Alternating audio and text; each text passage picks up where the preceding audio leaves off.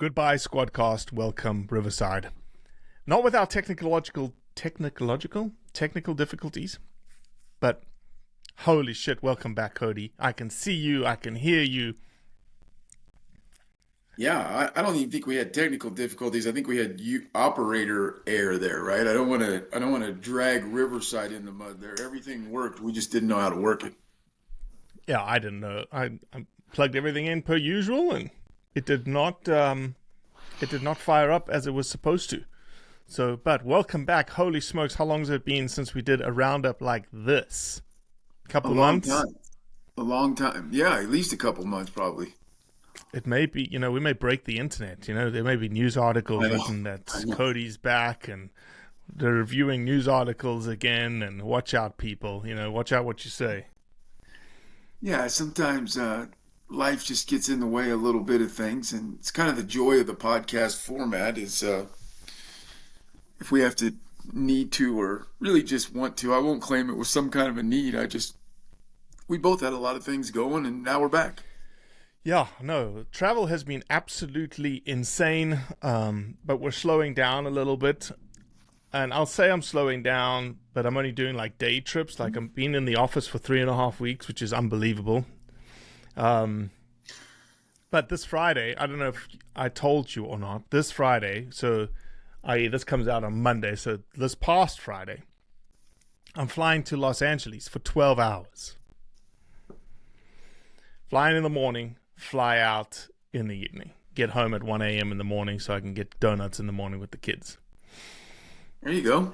I'm going to be on a podcast, Cody. Actually, I'm going to be on 2 podcasts in Los Angeles. That's it seems exciting. Have you heard of a guy called Candy Ken? I don't know if it's in your like genre of things that you watch on a daily basis. I have not. Haven't come across Candy Ken? No.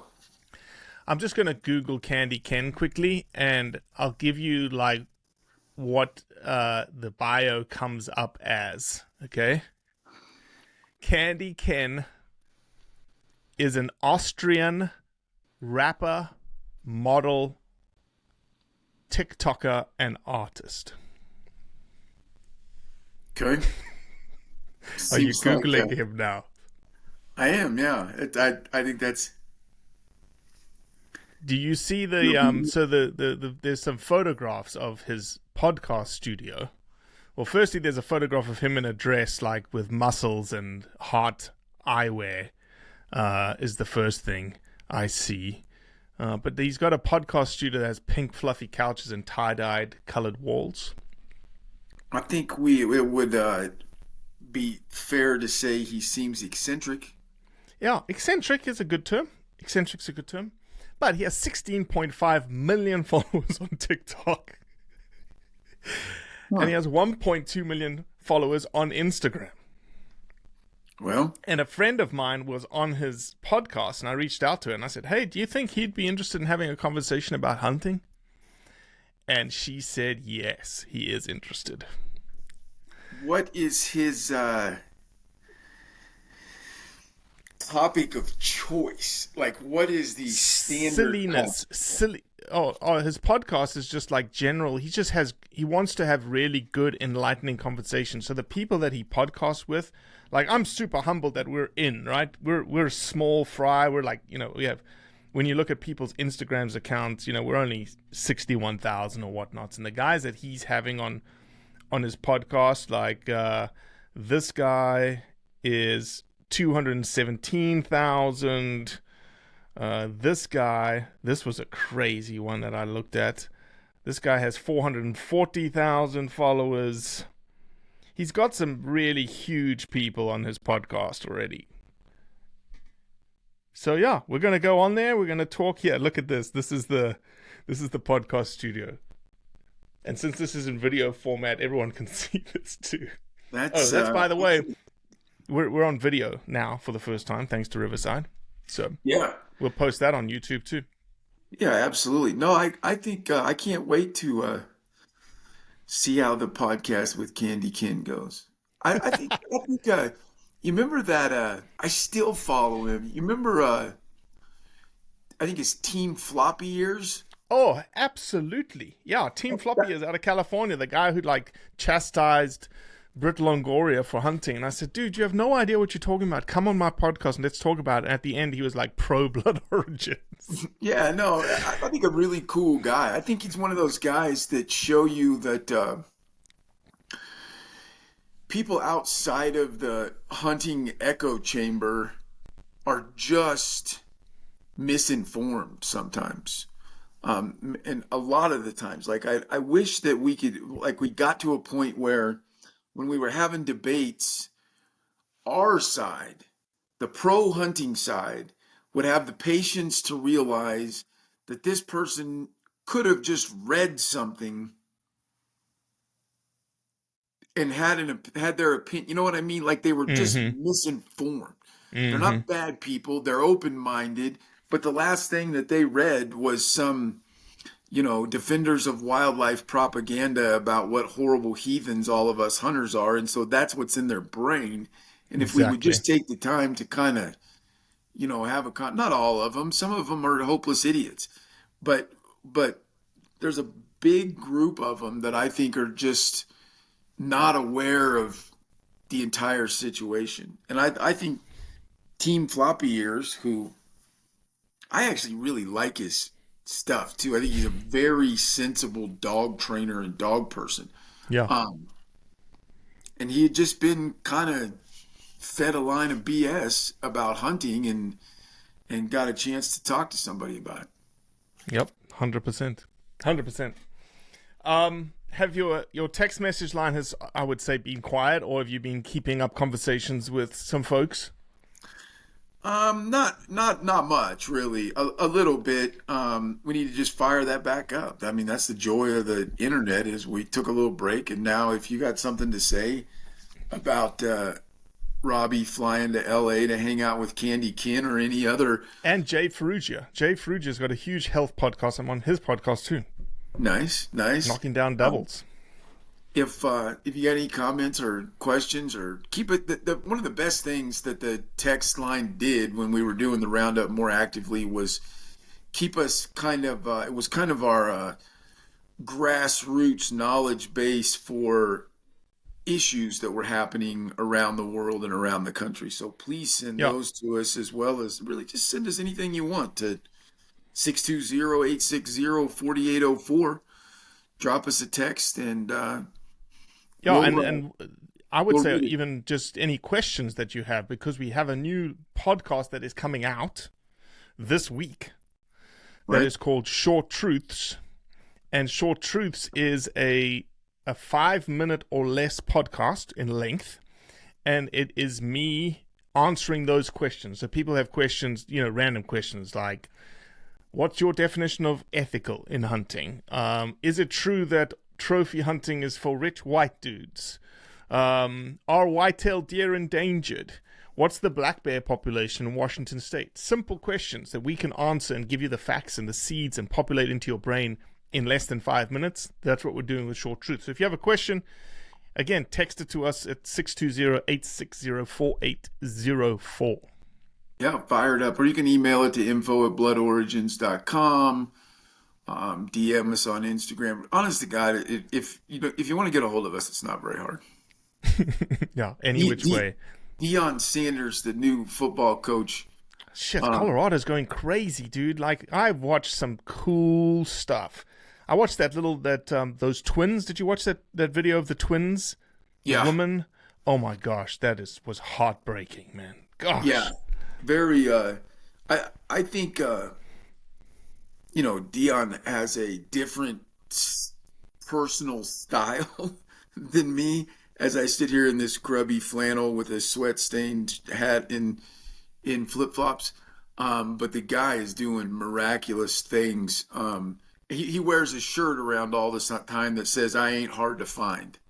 Mm-hmm. And that was I saw him wearing that one time, and that's my tie-in. If you want to communicate anything to Blood Origins, we're not hard to find, but no, we're not hard to find at all. Keep me relevant by sending a text to 620-860-4804. couple of big things that have happened in the sphere of Blood Origins. Obviously, the Candy Ken podcast is huge. But Right. we've got a couple of really cool projects that we're trying to get funded right now. Hold on. Hold on. Yeah, Let's do this real quick. go ahead. If, let me take this stance with you. Why on earth would a guy who runs a hunting nonprofit want to go on Candy Ken's podcast? It fulfills the exact mission of Blood Origins. That is exactly what we should be doing, what we do every day, literally. And I'll use an example beyond Candy Ken that we're doing right now. Is that I'm going to expose people that have never heard anyone speak about hunting to hunting through what I say. It's exactly the same model as Joe Rogan. You know, any of these big names that bring big people on or have an audience that they can talk the truth a little bit about hunting and hunters. That's what we're going to do there. And so it's just exposing people. It's not even, and here's where you'll kick me under the proverbial digital table from a marketing business perspective. It's not about brand awareness for Blood Origins even. That comes alongside it, but that's not why we're doing it. Like a lot of people would go onto Candy Ken's podcast to like, oh, here we are. Here's my name. I'm not interested in that. I'm interested in just telling him, educating him more about hunters and hunting, which then educates his audience about hunters and hunting. That's it. I like it. I also, I knew the answer. I just wanted it recorded. Oh, no, I appreciate it. And so the example I was going to use is right now we've got a video that pushed back against a report that was generated by a guy called Adam Cruz about trophy hunting in Botswana. I did one of our talking head videos. I pushed back, put it on Facebook, and it got into the Botswanan community in a big way. It's like at 85,000 views or something like that on Facebook right now, or 90,000 views, 120, 130 shares. But those shares are all internal in a Botswanan Facebook community. And there are lots and lots and lots of pro-hunting comments all the way through that. And again, the reason why we did it, the reason why it is now into Botswana is to say to people, look, you may have this swayed opinion of what hunting is in your country, but here's your countrymen talking about it. Here's us talking about it. Here's the truth. And when someone pointed out to me yesterday, there's a lot of people in those comments that say, oh, we hate hunting. Oh, you're just telling mistruths. And I said, if I'm telling mistruths, bring me your statistics, bring me your data, and I will correct myself. I will make another video saying how we were interpreted, or we did not tell the truth, because otherwise you can't say anything. For instance, one of the pieces I say in the video, and the only reason we brought up Elephant Sands is because Elephant Sands was in this Adam Cruz trophy hunting report. Well, we got a Facebook message from the owners of Elephant Sands. Wasn't very pleasant, but understandable because I called them out. And called them out for not contributing to the community. Well, since they've sent me an email, they sent me a couple of certificates of appreciation from the community. I still don't know what they've done for the community. Hopefully they'll send me the details. And if they send me the details of how much money they've given to the community and the things that they've done for the community, I am going to put up another video that says I was wrong. Elephant Sands actually does contribute this, and this to the community. Anyway. It's just, again, to your point, these are the things that we do at Blood Origins. Conservation projects are the things that we do. Humanitarian conservation projects. We've got a couple in Botswana, a couple in Zambia that we're trying to move. We just got a big project out of Mozambique. I'm going to keep it under wraps. But it's a big legacy kind of project that we should all be getting involved in from a hunting community's perspective, even though it's outside of the United States. But those of you that are listening to this, if you are in the United States and you have conservation projects, let us know about them. Again, text us,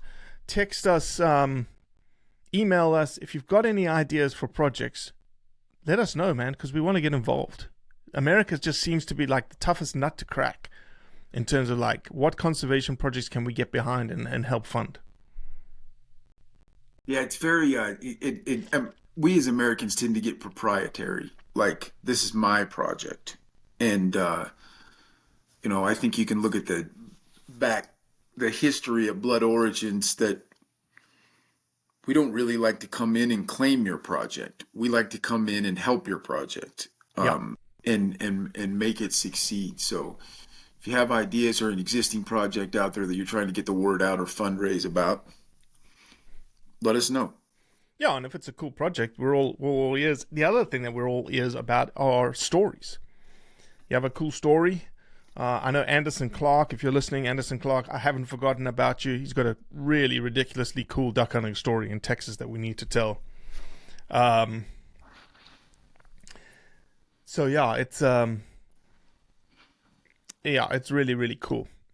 So we just want good stories from people that it's almost selfless, right? We don't send us stories of yourself. Like, come tell my story. I'm not interested in that. We get a lot of those. We get a lot of those already.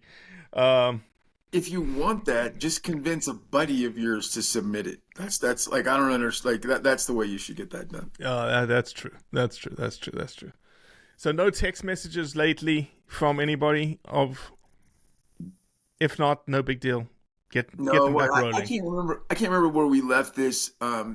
Dave Gittleson is like the one that keeps the text message stream alive. And honestly, a couple of times, some of it's not blood origins related stuff. It's me and Dave talking about Colorado non-hunting related stuff. Did I tell you that they're trapping beavers on other ranches and moving them to their ranch? Is this something you want to state publicly? Yeah. No, I mean, everybody. I actually asked him. That's why. Is he just interested in reducing stream erosion, or just bringing back natural like beaver habitat or stuff, or natural wetland habitat? I think there's I kind of asked. And I always get the impression, like he's always very prompt and courteous, but Dave will give you the shortest answer Dave's got about the thing. I think maybe like a wetlands, That's what beavers will do. Getting more water. I think putting more water into the landscape and creating good wetland systems and whatnot. Yeah, doing it in a natural. That's just like. I don't think I've ever known a large-scale landowner that wasn't on the exact other end of the spectrum on beavers. Yeah, like dynamiting beaver get dams. Every beaver off of here that we can, as opposed to go get other people's beavers and bring them to our ranch. I've never. Interesting. Kind of proves to me that the Gittlesons have the ecosystem and just the earth as their top priority, as opposed to the ease of their cattle operation as their top priority. I should have mentioned at the beginning of this podcast that these podcasts with Cody may not be as entertaining as they've been in the past, because we're not filming them at night anymore, and Cody's not drinking tequila anymore. Cody's drinking coffee. If the public lets us know that this one was boring, I have no problem with starting tequila at 10 o'clock in the morning.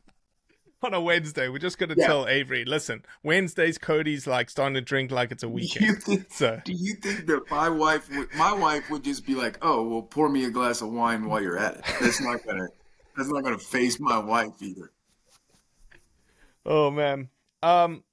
Talking about water with a little segue transition into something completely unrelated. You are officially a trout guide, I hear, in Colorado. You've been posting some pictures, rather terrible pictures. I'm terrible at it. Like, I hate it. Like, I don't hate social media. I hate any involvement that I would have in delivering social media as opposed to receiving it. I mean, I'll fully admit that I spend too much time. You don't even put a caption. Like, there's no like written words to your pictures either. Sometimes it's just like, here's the picture. It's a terrible picture, and there's nothing written. Right. Yeah, because I don't want to do it. I don't want to do it. But I feel like if I'm gonna, actually, like I've You, trout fished for.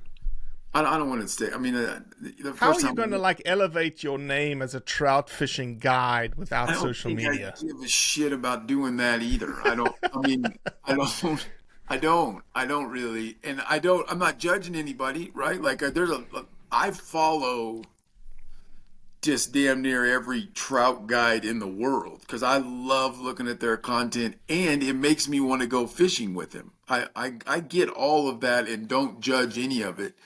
Um, I just don't want to do that. And nor do I care about elevating my name as a trout guide. You know what I mean? Like, I don't care about bragging. I don't care about publicizing. I want to be a good trout guide. I want to take people um, and have good trips, which we've already, Have that's you had already. anybody tell you that you're a shitty guide yet?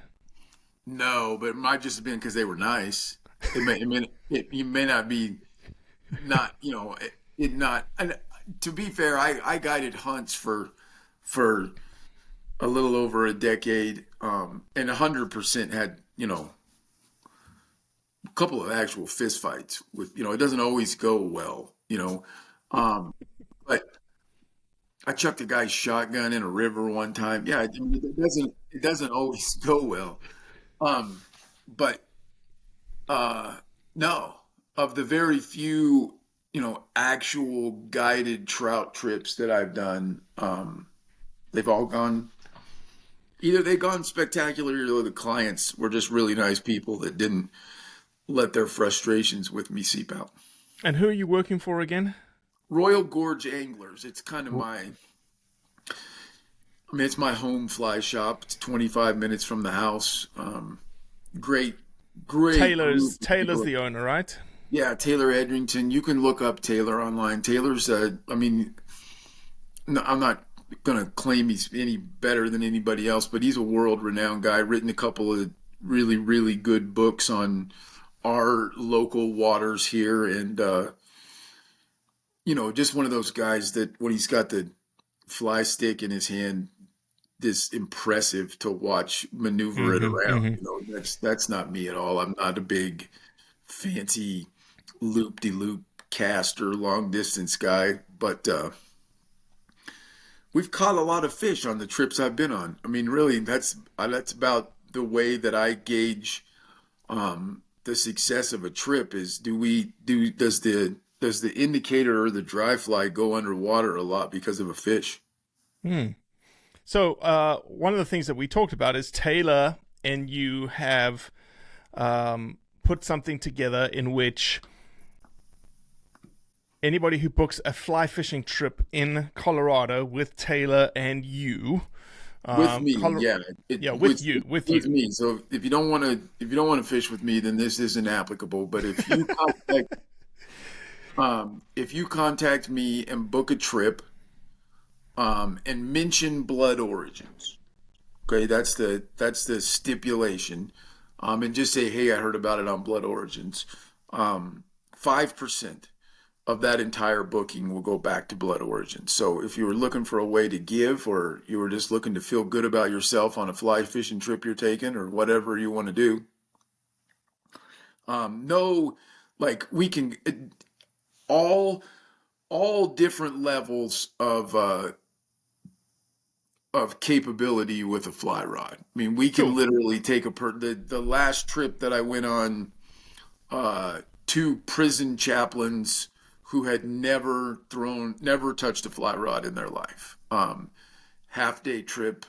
I think we netted 6 fish and hooked up 12. That's a Amazing.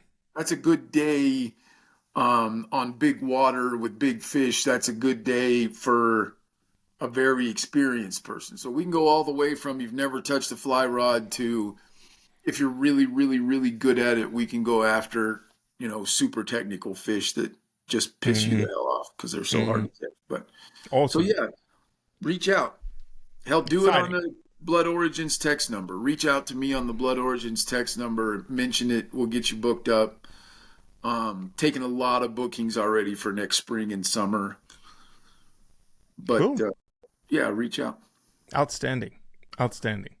Well, we got three. We actually got a lot of news articles. Grayson sent us a ton of news articles, but I picked out three. There's six of them in the queue. Oh, it's good that But you picked out three, but didn't mention to me that I only needed to read three. no, yeah, I just wanted to make sure that you were on the ball. It's Right. your first podcast back. We need to make sure that you're, and no tequila in you. So it's just like we got to test the waters here. It'll be interesting to me because I'm gonna it'd be interesting to me to see which three that you picked. Well, let's start with your backyard. Okay, good. I'm glad we're not starting in the article that Grayson sent us that's not in English. I Uh, saw that article. that's, The article was and look, I'll tell you about that article. So since you brought it up, it's a freaking amazing article, even though you can't read it. So we'll put the article in the show notes. It is, I promise, because you don't actually. This woman, the opening picture is this woman in this red rain jacket. She's completely drenched. She's got blue surgical medical gloves on. She's got blood on her hands. She's got the hooves of a caribou in one hand and a caribou head in the other.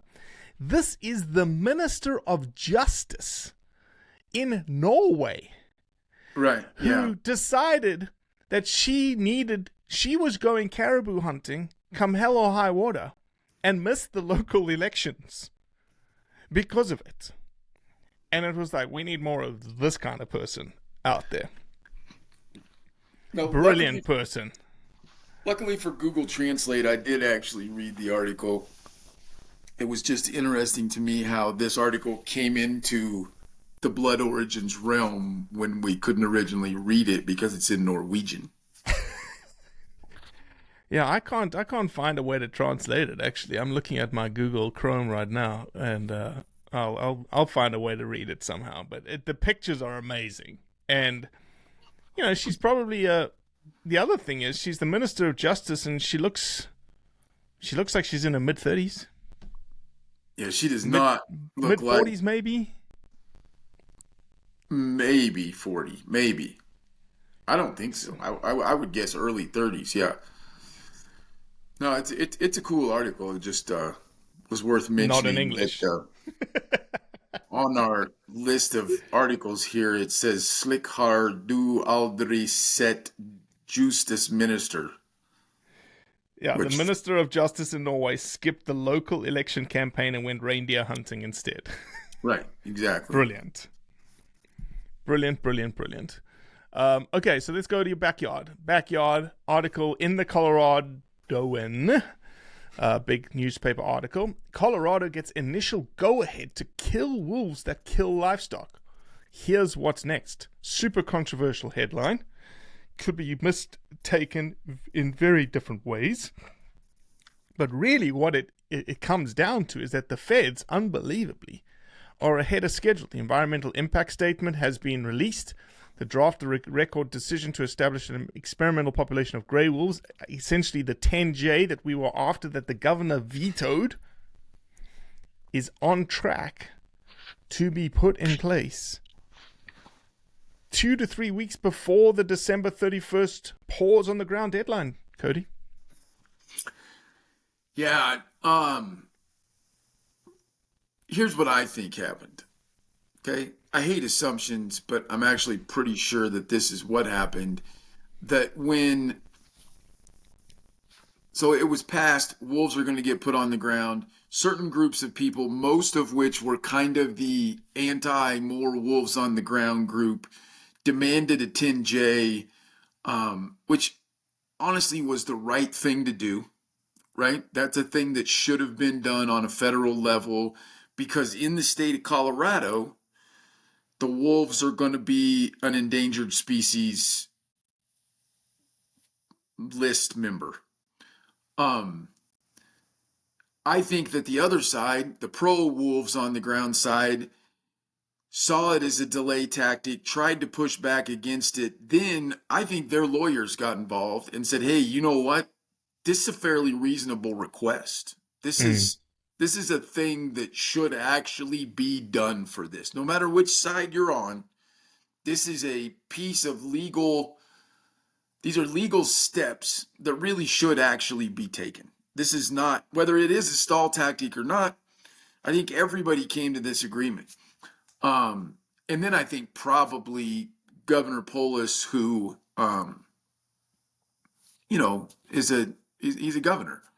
I think he got involved when he stopped fighting the 10J and saying that we didn't need it. I think he probably got involved and greased the wheels. Not that sounds illegal, or I think he probably started pressuring people to get it done. And I don't listen. I'm not a fan of Governor Polis. Okay, on the political side. What would have been the? Do we know what the ramifications would have been, or was he going to be allowed to put paws on the ground without? Oh, he definitely came out and said we don't need to do that. Now, what I'm saying is, I think that was a knee-jerk response to just thinking the demanding of the 10J was a stall tactic. He knee-jerked and said, we're not going to stall this. And then again, here's my assumption that I think legal people behind him said, hey, this is actually what should be done. Like, this is not a stall tactic. It may have very well been a stall tactic. I'm not saying that. I don't know. But it's the right thing to do. And he pushed it through. Here's it. I don't. Governor Polis and I, on 85% of things, are not politically aligned. But I believe in the system. I really do. I believe in the American system. I believe in the system of democracy. I'm not mad that the wolf thing got passed by the system. I'm mad we didn't educate more people to vote in a better way. 100%. And I also think if he pushed this through to get the people used the system legally to accomplish a thing. And if the people vote like this, and say there needs to be wolves on the ground by December 31st of 2023, then the government needs to figure out how to do that because the people spoke, right? I disagree with the whole premise. I don't need the backlash in the text. I don't think we should be putting wolves on the ground. But the problem was not the system or the execution of the system. The problem was those of us that don't think there should be more wolves on the ground didn't do enough to educate the right people about why. That's the problem. Right. And we've got to now be proactive, knowing that probably mountain lions and bobcats are going to come up and resurface again in Colorado. Probably in the spring of 2024 season. They're going to come up on a ballot initiative because the legislature, this is what they do, man. This is what the people who are attacking hunting do. Okay? They go to the commission first. State of Washington. Why would they not go back to the commission now that the commission has changed? The commission hasn't changed enough in their favor. It hasn't changed enough in their. It's changed, but it hasn't changed enough in their favor. They go to the commission first. That doesn't work. They go to the legislature. That was 2 years ago here in Colorado. They went to the legislature. They got someone to write this ridiculous bill that was basically save the lynx because it's endangered.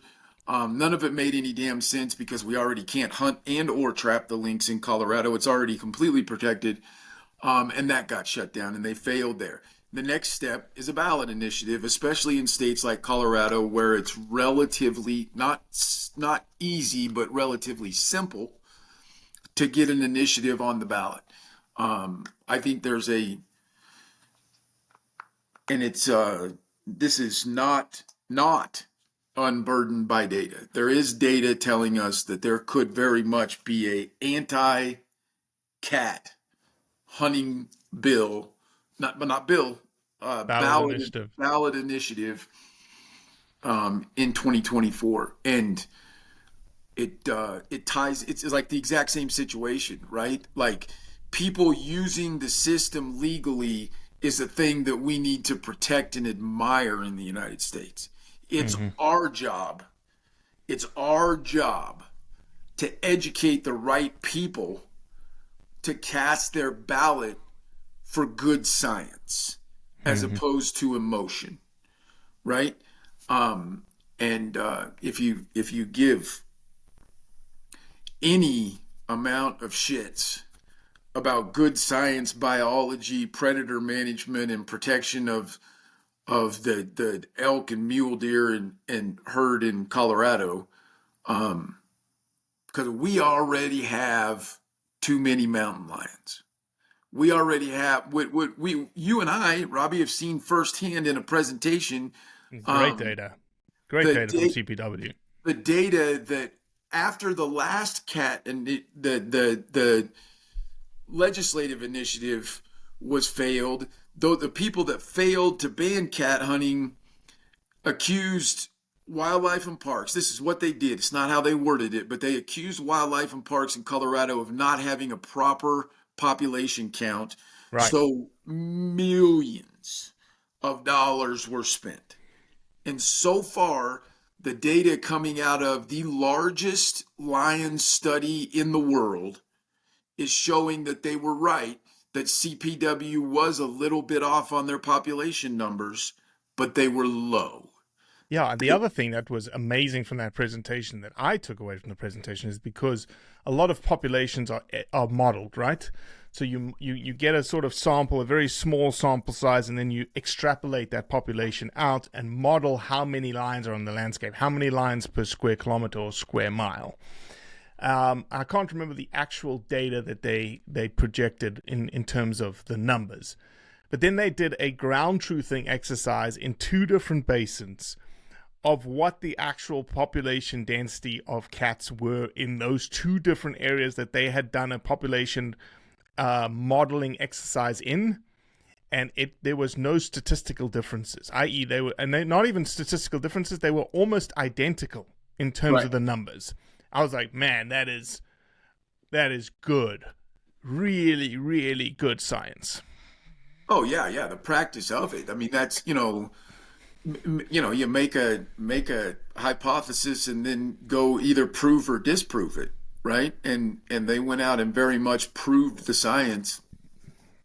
Um, yeah. So we've got to stop being mad at the system or the people. To go back to another point made earlier in this podcast, there's a crap ton of people, a ton. There's a ton. There is tens of thousands of people, voters in the Denver metro area and the Boulder area, the areas where they're going to vote for the most part against cat hunting, who are just uninformed. Mm-hmm. Quit getting pissed off at them and show them science and data to change their minds. Because just Mm-hmm. like when somebody yells at you about your belief, it does absolutely no good. But if we sit down and show them that on this one, we have the data, we have the data that this method of managing the population is the best balance between a healthy population and and and the least amount of damage being done by that predator population, whether it's livestock damage, pet damage, obviously damage to the other thing. I gotta say this one more time because this is the thing that pisses me off about the whole thing. You're incredibly naive if you make the statement, if we just leave nature alone, it will balance itself out. Mm-hmm. The night Here's why. Here's the data why. I think I like to say it this way, and this isn't very scientific, but I think it's the truth. It's because there's no buffalo, right? We can't just let wolves run wild, because when wolves did run wild, they had whatever. I've read 30 and I've read 80 million buffalo to eat from. Now, Mm-hmm. that's just one example of the fact of the overarching umbrella that the 350 million human beings that are just living their lives in the United States are the reason nature can't balance itself. Those wolves are going to prosper, right? they're going to prosper in Colorado. And there's no buffalo. There's no buffalo, and there's whatever, however many million people there are in Colorado who are eliminating prey sources. So there's going to be problems if we don't manage those to balance the act between human beings and the wildlife. That we're already hearing it about the cat argument, that if we would just leave them alone, they would balance out. And I don't know how they can't look at bears in New Jersey and go, oh shit, that didn't work. It didn't work because there's however many dozens, tens of millions of people in New Jersey. If you took all the people out of the United States, you're absolutely right. I believe that nature would balance itself out. But there's 330, 350 million people. We have to get involved and have there be a balancing act. And you could have a lot more wolves on the landscape. You got 80 million buffalo running around. How many of them just die every day? I mean, like, Yeah. couple hundred of them just keel over dead from old age every day, and provide 1,000 pounds of meat for the predators. Not to mention the ones that are chasing the buff. I mean, there's a lot of other factors besides the buffalo. You take out 80 million buffalo and you drop in 300 million people, and nature is unable to balance itself out in that situation. Well, the last nail in the Coloradan wolf coffin is the idea of trying to find wolves. Wyoming, Montana, Idaho have said, no, we're not giving you wolves. Oregon is still in discussions. Washington has said, yeah, we can provide you wolves, but it's not going to be this year. Probably could be late next year. And they've mentioned also in that article about potentially going to the Idaho's Nez Perce tribe and any other Native American tribes and finding wolves. I don't think Native Americans would give wolves.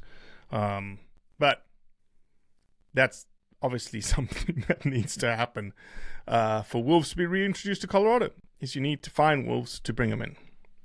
Yeah, and that's an incredibly, interesting. That part of it's really interesting to me, and I don't claim to completely understand it. I've heard lots of rumors, Yeah, about why it's difficult, but I don't have any substantiation for any of them. But it's who'd have thought that was going to be the problem, right? Like, jeez, yeah, who'd have thought 2 100%. years ago or a year ago, whenever the ballot initiative was passed, who'd have thought, wow, this is all going to work except for we can't get any wolves. So I think they'll pull it off. I think they'll figure out a way. And again, I know, like, there's going to be people listening to this that don't like this statement, but they're obligated to. The people spoke and said put wolves on the ground Yeah, by they're December. obligated to look for, but nobody else is obligated to give. No, yeah, absolutely. And I don't know. I would love. I always have what I call truth serum questions, where if I could just give someone a drink and they just had to tell me the truth, I would love to go and give that to the people that have said no, and find out not what their public reason is, not what their press release reason is, but what their actual reason is. That would be interesting to me. But That'd be hell of interesting. Article number 2 comes from the Cowboy State. What's the Cowboy State, Cody? Wyoming. Wyoming, Cowboy State. And the title of the article is Wyoming Hunters Giving Up Deer Tags, Catching On Across the Nation. The Let a Deer Walk program started by a Wyoming hunter has gained fans all over the country as people praise the idea of hunters giving up their deer tags this year so herds can recover from a devastating winter. Are you in favor, a big fan of, or think it's a terrible idea, the Let a Deer Walk program, Cody? Oh, I'm in favor of it. The conflict in my mind is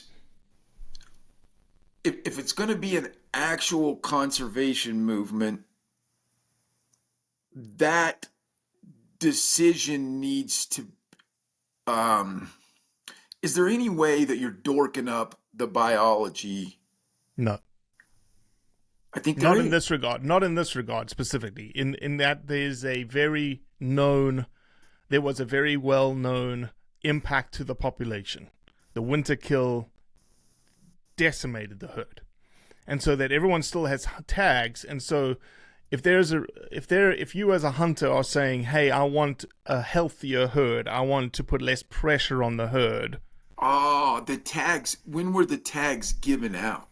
I think they were given out normally, like, I don't know. It doesn't say in the article. I would assume that the tags are given out before a good, I don't know if the tags. Let me say this. I don't know if the tags were driven on a survey of population post winter kill. If they were, there's a chance you're dorking up the biology. Yes and no, because you know that the landscape could probably handle more deer, so obviously the tags are going to be limited. And if you're interested in getting more chances in the future, then it's the classic conundrum: do you hunt a species that's in peril? Does the state of Wyoming issue too many tags for a species that's in peril? Listen, I want to say this. I'm not. Well, that's a general question, right? That we should all be like, we shouldn't be issuing more tags for a species that's declining, or we shouldn't be hunting a species that's in decline.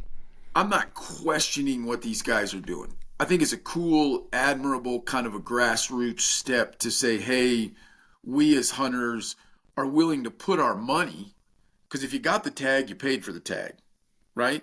And there's some references in this article to out-of-state guys that paid hundreds of dollars for the tag, right? Mm-hmm. That are giving the tag up for the sake of the herd. All that's noble. All that's cool. It's a great story. I love the publicity it's getting. All that popped into my head, because I sometimes overthink these things, is if the biologists in the state of Wyoming delivered data that said we need to issue this many tags, and they know very well that if they issue X number of tags, really, really close to Y number of deer will be harvested. They know that because they have years and years and years of data. And that was really, it wasn't even a feeling I have about it. It was a question that I wanted to bounce off you. Yeah. If the biologist said we need this many deer harvested, my gut says it's almost a mixture of the two. Maybe there's leftover tags that they issued. It didn't get quite a good survey of the population. They know there was some winter die-off, maybe a lot of winter die-off. And so they were just, and there's obviously a harvest rate tied in with tag holders, right? In that you're not getting 100% harvest. You're typically in the 20%, 30% range, I would think. And so if I was someone, if I put my shoes in the person, if I drew a mule deer tag in Wyoming this year, and it wasn't like, if I was burning 10 points or 12 points or 14 points, I think that also plays into the role, right? Do you get your points back if you turn your tag in? I'm sure there's lots of details here that I would hope you might. If not, then it's super admirable, right? That you've waited 14 years, you drew your tag, and now you're letting a deer walk, handing your tag back in for the chance of winning something, winning prizes, prizes or whatnot. Yeah, but they're just turning their tags back into this guy, to the guy in Wyoming that came up with the idea. They're like, you send them to him and he enters you in a sweepstakes for a prize, which is, again, I kind of feel like an asshole. I'm not questioning anything this guy's doing. I think it's an incredible idea. I just wanted to discuss, is there any ramifications? But yeah, you just send your tag to this guy, is what the article said, if I read it correctly. Mm-hmm. I need to stop saying this guy because his name is in there and he deserves the credit. Zach Key of LaBarge, doing good work. Yeah, absolutely. And Zach, I'm not questioning anything you're doing. I just wanted to try and make interesting podcast fodder here with... they turned them into key, using the tags essentially as raffle tickets for a prize drawing last month. Right. And so again, like someone who drew a tag, knowing that there's a big winter kill that's happened, your harvest chances are probably much, much, much lower. Right. So I think there's a conundrum there, right? There's people doing great things, people doing it for the right reasons, and a lot of people are handing in their tags for the right reasons. Number two, they're doing it for the right reasons, and that they're like, man, it actually would suck going out there and not even seeing a deer. And here's a way for me to contribute and potentially win an ATV or some other prizes. Or three, the person who does go out there doesn't turn in their tag is probably someone who's built up the points 14 years or 15 years and now has a mule deer tag for the first time. It's like, damn, I'm going to go and try, even though they're knowing they probably have the data in the back of their brains that says big winter kills happened. My chances of doing, getting this premier unit for mule deer and taking a big stud is probably much lower now. Yeah, I agree 100%. I question, not question. See, I keep sounding. I don't want to be negative about this at all because I support the heck out of what they're doing. But is there really way less big bucks this year? Did the winter kill hurt that? Yeah, again, I don't know. I don't know the survey data. I don't know the units. It's a very general article. I would make the assumption that just there was a general decrease in populations across all cohorts across most of the state that had that devastating winter.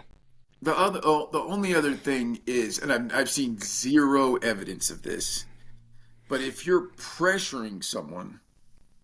If anyone is pressuring someone to give up your tag, you're an asshole, right? Like it's cool that this opportunity is there. If you're judging someone, whether it was because of points or there's a lot of people in this country that depend on that put that meat in their freezer, and it's not just a luxury item like it is for most of us. So as long as there's it's a cool program. Kudos, Zach. And I really do feel like a jackass because I found some negative things to discuss about it. That I don't have none of that's probably happening.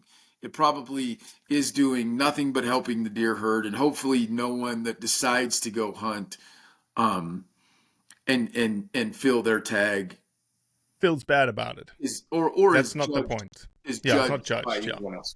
Yeah. Both, kudos across the board. Excellent idea. Help the species, help the herd recover, give people an opportunity for prizes. And one day, they'll all start putting in for tags again. They'll all start accumulating points, and the 1,200 hunters that didn't fill their tags, and whatever percentage harvest rate they would have taken home with them is now still left on the landscape, and hopefully leads to an exponential increase in the mule deer population that then leads to greater tag numbers, greater opportunities in the future. Yeah, well said. Here's a quick side note real quick. If you're thinking about starting a podcast, Riverside is way damn better than Squadcast. Okay? Hell to the yes. I'm going to throw that out there.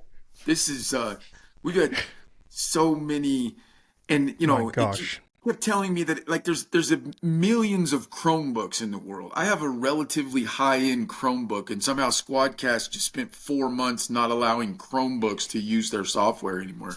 Riverside is the way to go, folks. And then if that changes and sucks, we'll let you know as well.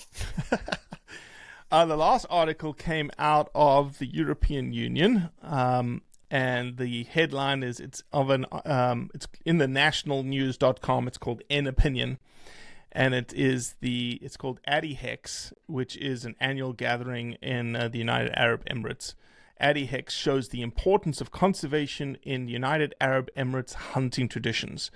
What I liked about this article was that, they talk about the Sheikh, and they talk about the founding fathers of UAE. They talk about the different, specifically the different animals and wildlife that they have there. But they talk about like the ethics and the wildlife conservation component of it.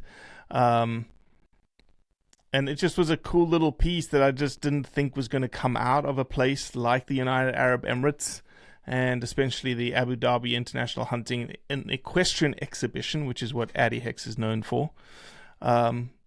So yeah, I like the article a lot.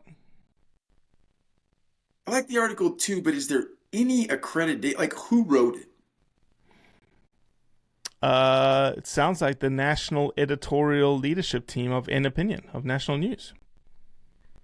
I hate when But there's the fact is, like a big publication is, I'm gonna be all for any type of news, press, positive, that is positive yeah. around hunting and conservation, and that's what this is. 100%. There's yeah. It's just I don't know why am I always negative? It's just a blatant opinion piece which just holds slightly less water in my mind. I agree with it, right? Like I'm not. Here we go. I owe this guy and Zach in Wyoming apologies. I'm not being negative about it. It's a great article. Um, it's just, look, here's a bunch of opinions. And I don't know that, I think those become kind of echo chamber pieces of the only people that they have any effect on are those of us that already understand it. But it is a good article. Oh no, And I get it, man. I get the fact that we got to worry about echo chambers, but I just when I look at N World and I just click through the various things in N World, I don't see it as an echo chamber. no, but I think it's only resonating with those that are within the echo. I do think it's cool that it's gotten out into, it's not on Realtree's website. Yeah, You yeah, know, exactly. that part of it is, or it's not on SCI's website as a more global example. That part of it's very, very cool, and hopefully it just riles up some conversation and some debate and some discussion because the data's there. Really, if I think there's there's a story on the things that I've seen firsthand of what the Middle Eastern, I don't want to classify people wrong, but what Middle Eastern oil money people are doing in Africa. Um, and the whether it's, I suppose there's a political argument on them buying up the ground that they are. But there's a lot of conservation happening in that realm as well with their money. Somebody giving you a call. Yeah, and it's a kid at school, so that was the only reason I stopped to text back. It's okay. Well, look, we're done. Three articles. You can give Irv a call back. Under 1 hour. Look, it's still under 1 hour. It's brilliant. Yeah. Great timing. I'm trying to figure out how to drag it out for another 2 minutes and 20 seconds just to click your OCD meter in. But yeah, no, it's good to be back. This is something I've always enjoyed doing, and let's get back to doing it regular. If you have any articles, if you have any questions, if you want to, speak your mind about any hunting related topic, give us a text message at 620-860-4804. Give us an email, info@bloodorigins.com. If you like the podcast, give it a rating of 5 on Apple. Give it a 5-star rating on Spotify. Leave us a review on Apple. Do all the things that we hope will expand the reach of this podcast. Yeah, absolutely. Share it with someone who this is something I said all along about Blood Origins, that what we need you to do, if you're out there listening and nodding your head and agreeing with us, what we really need you to do is share these conversations with someone who isn't thinking about it right now. So, or someone who may be shaking their head instead of nodding their head at us. And it's always been our mission to reach those folks with the truth about hunting. So help us get it to people that aren't in that echo chamber that we talk about. 100%. Cody, always a pleasure, my man. Go deal with some kids, and we'll do it again next week. Absolutely. Thanks.